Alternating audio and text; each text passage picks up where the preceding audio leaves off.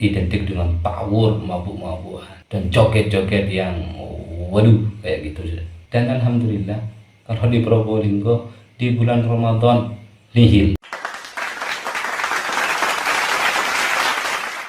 Lebaran bukan lagi. Wes wes wes.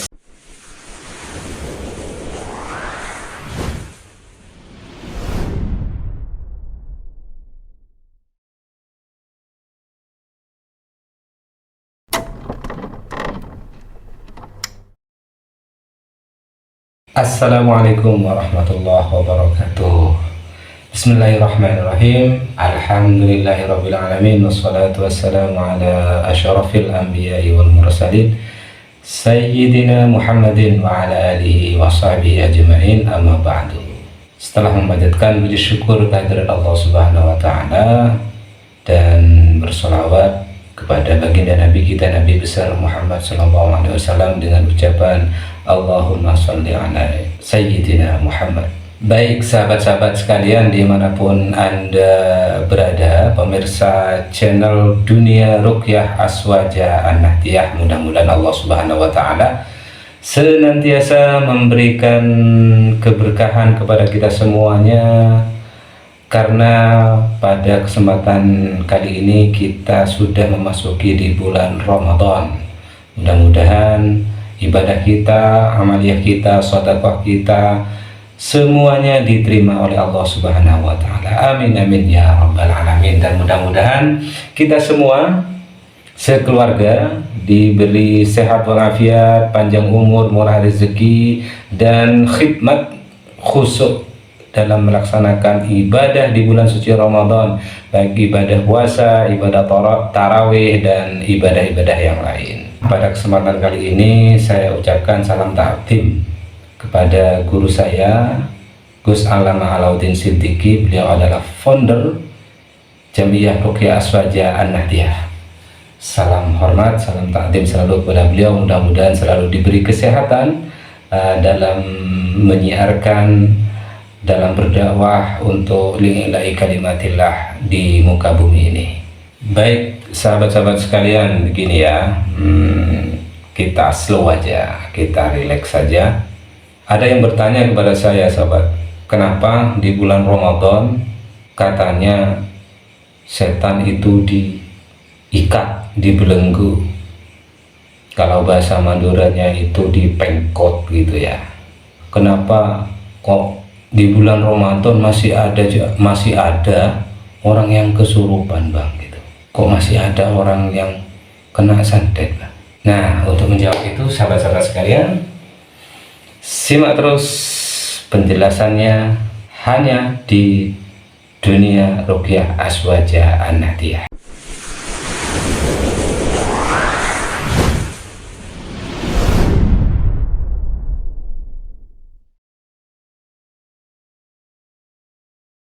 Namun sebelum itu, sahabat-sahabat sekalian dimanapun Anda berada, yang suka dengan channel ini yang tentunya membahas seputar ruqyah, seputar juga penyakit medis, non medis, psikis, kalau mungkin Anda suka dengan channel saya ini, silakan subscribe ya, kemudian di like, dan jangan lupa juga tekan tombol loncengnya. Bukan lonceng-lonceng yang di sini itu ya, itu kalau kata orang Madura itu lonceng, itu gelang tangan itu.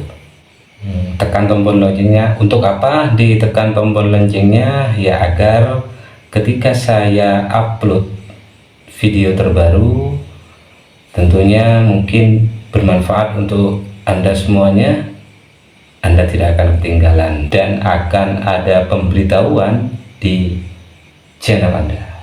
Baik sahabat-sahabat sekalian, nah sekarang sahabat sekalian, kita memasuki pembahasannya. Ada yang bertanya, Bang, kenapa kalau bulan Ramadan kok masih ada orang yang kesurupan, yang kena santet, Bang?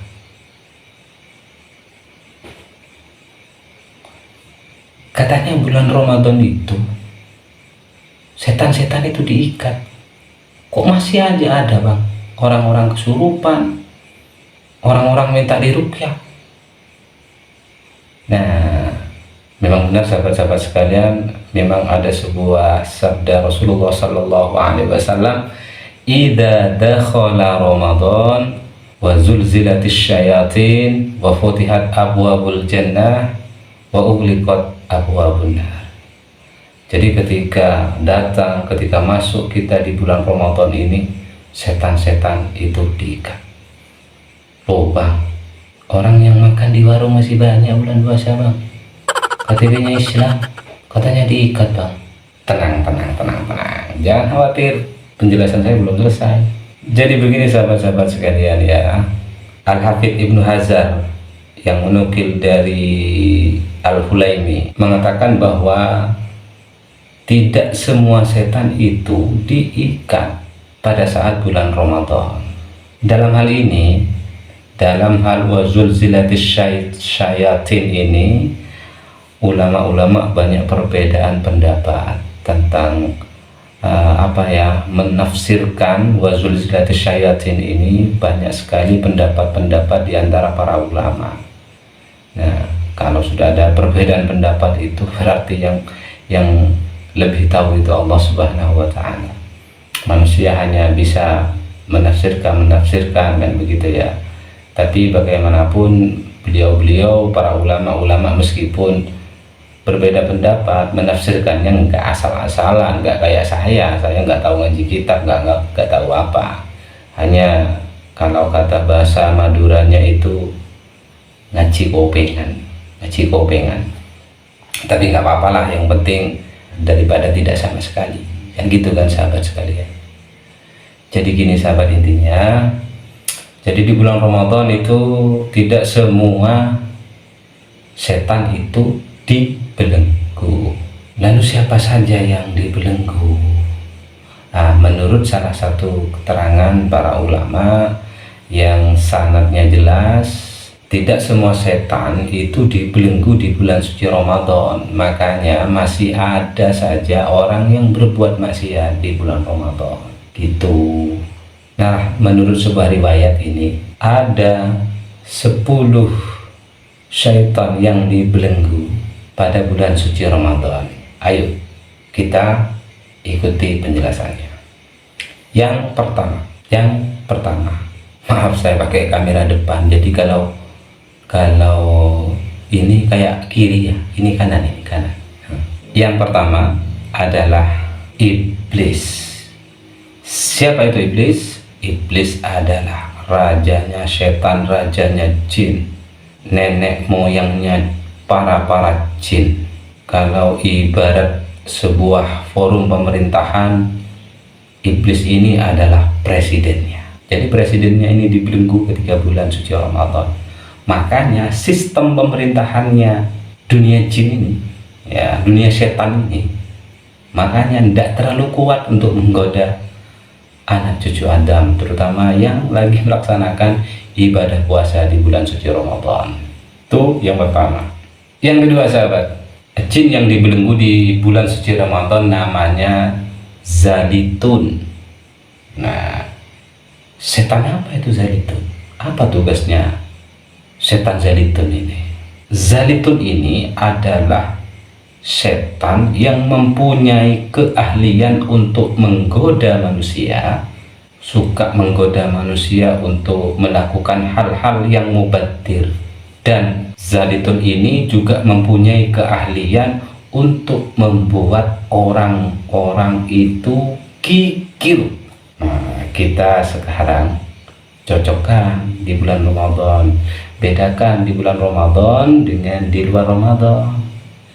Kalau di bulan Ramadan banyak orang sedekah, jadi nggak kikir, bakhilnya ngurangi, tapi lebaran kikir lagi. Banyak yang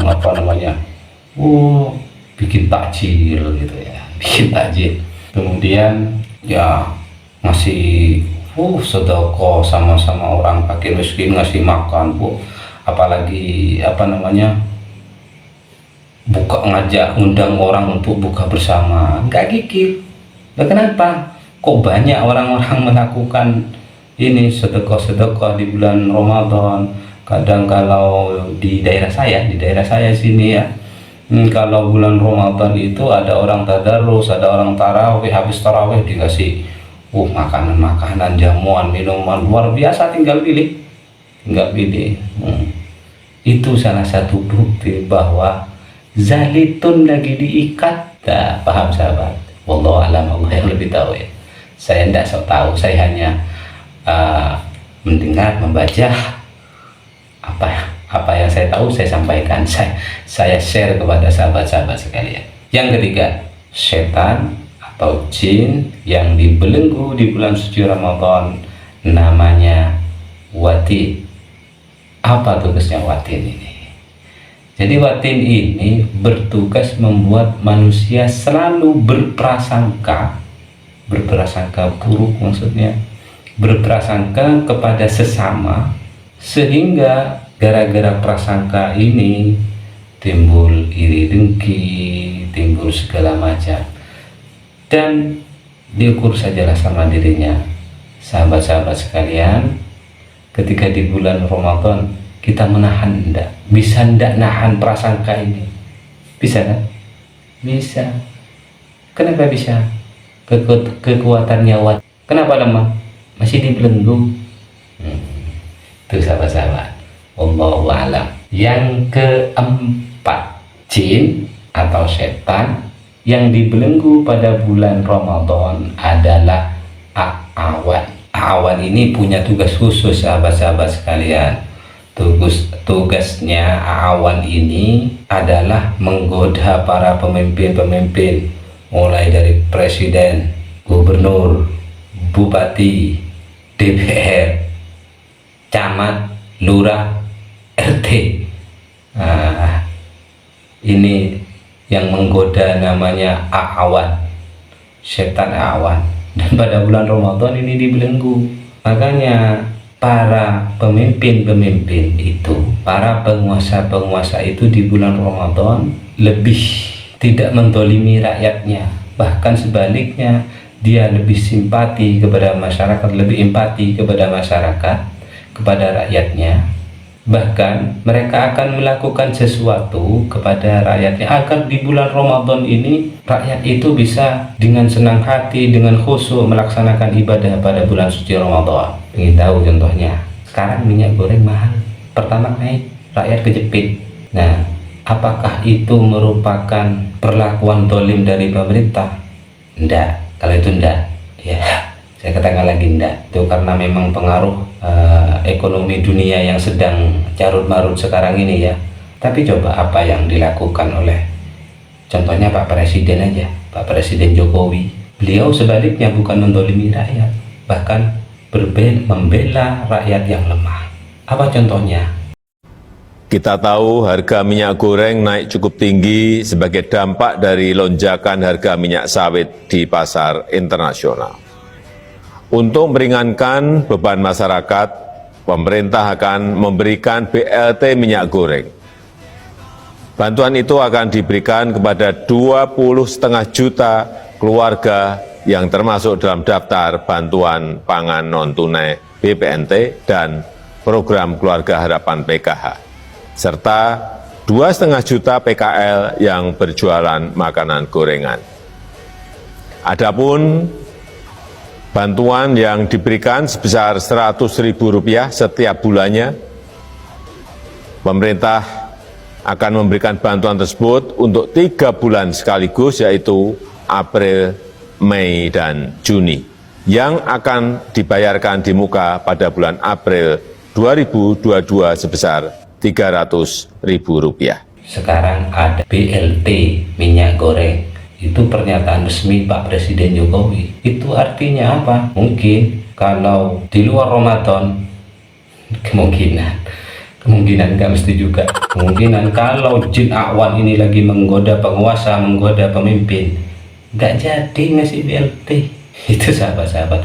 Kenapa? Ya biarlah rakyat sengsara kan begitu. Ya sehubungan awan lagi dibelenggu, maka terbesit dari para penguasa, para pemimpin untuk mensejahterakan, bukan mendolimi tapi mensejahterakan rakyat, terutama di bulan suci Ramadan. Dan itu tidak hanya dilakukan oleh Pak Presiden Jokowi aja. Di desa saya, kalau sudah lebaran itu, ada yang ngasih sarung. DPR itu, yang kemarin jadi apa namanya, jadi pelopornya sih, jadi pelopornya, jadi tim suksesnya. Wah, dikasih sarung semuanya, dibagi, dikasih beras, dikasih ini dan seterusnya. Itu kenapa? Awan lagi diikat, jadi terbesit di hatinya, longgar hatinya gitu. Kira-kira begitu sahabat. Wallahu a'lam. Setan yang diikat nomor 5 namanya Haffah. Apa tugasnya Haffah ini? Nah, sahabat-sahabat sekalian, Haffah ini bertugas atau punya keahlian, dia adalah seorang pakar menggoda anak cucu Adam agar dia cenderung melakukan mabuk-mabukan, minum minuman keras. Sudah cek sampean di mana-mana, kalau di bulan Ramadan berkurang tidak orang-orang minuman keras, berkurang. Yang mabuk-mabukan, teler-teleran, ya silahkan coba mabuk-mabukan. Sekarang kafe-kafe ditutup ya selama bulan Ramadan, warung-warung ditutup paruh. Tidak semuanya. Separuh, sahabat-sahabat, warung-warung separuh ditutup, separuh di atas perden, di bawah bisa nyeluruh. Jadi Haffah ini adalah pakar untuk menggoda manusia agar terjerumus ke lembah minum-minuman keras, mabuk-mabukan. Dan lihat saja, kalau di bulan Ramadan berkurang enggak orang mabuk-mabukan itu. Orang biasanya yang suka maksiat-maksiat, mabuk-mabukan, di luar bulan Ramadan nggak pernah pakai kopi, pas Ramadan dia paling depan sholat tarawih. Nah, disitulah sahabat-sahabat sekalian, kenapa dia paling depan saat sholat tarawih? Ya karena itu Haffahnya lagi diikat. Sekarang yang keenam. Yang keenam ini adalah murrah. Jadi setan, jenis setan yang diikat di bulan Ramadan salah satunya adalah murrah. Apa tugasnya murrah? Murrah ini bertugas mengganggu anak Adam dengan hiburan-hiburan semacam musik, terus kemudian klub-klub malam, hiburan-hiburan malam. Ini yang menggoda anak cucu Adam sehingga mereka bisa terjun ke dunia musik yang mengundang kemaksiatan. Ayo kita buktikan. Di bulan Ramadan, kalau daerah Probolinggo ini ya, gak ada yang ngadain orkes Melayu, gak ada. Karena orkes Melayu itu yang saya tahu baik dari media sosial, dan alhamdulillah masih belum pernah nimbrung di orkes dangdut itu, musik itu ya, alhamdulillah. Biasanya itu identik dengan tawur, mabuk-mabukan dan joget-joget yang waduh kayak gitu. Dan alhamdulillah kalau di Probolinggo di bulan Ramadan nihil. Lebaran buka lagi, wes. Lebaran buka lagi, wes. Ya, di sini banyak seni musik yang mengundang kemaksiatan. Ya, bukan saya berarti orang suci, tidak juga sahabat. Ya, hanya saja ya berusaha lah untuk menghindari. Nah, kembali lagi ke murrah ini ya, sahabat. Jadi musik-musik itu berkurang, joget-jogetan berkurang, kafe-kafe berkurang, yang menyediakan hiburan malam itu berkurang. Kenapa? Karena murrahnya lagi diikat. Understand? Yang ketujuh, salah satu setan yang diikat di bulan Ramadan adalah yang nomor 7 ini, namanya Masud. Nah, Masud ini punya keahlian khusus. Dia merupakan Kopassus. Kopassus yang mempunyai keahlian yang menjadi pakar di bidang membuat orang ngegosip. Sekarang gosip lagi musim, sahabat sekalian. Ya, jangankan di dunia nyata, di dunia maya pun itu dibuat program TV. Coba aja lihat di TV kalau bulan Ramadan ya, yang ngegosip ya dikurangi ya, gosip-gosip Ramadan isinya itu ya.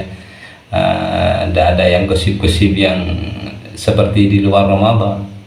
Bahkan presenternya aja pakai jilbab. Nah, di situ sahabat sekalian, Ya, kenapa seperti itu? Begitu juga di masyarakat kita. Di masyarakat kita mesti saling ingatkan, jangan ngomongin orang, takut tinggal puasanya, begitu kan? Biar nggak tinggal lapar dan dahaganya saja. Akhirnya orang itu menahan diri untuk tidak ngegosip, untuk tidak membicarakan kejelekan orang lain. Kenapa mampu?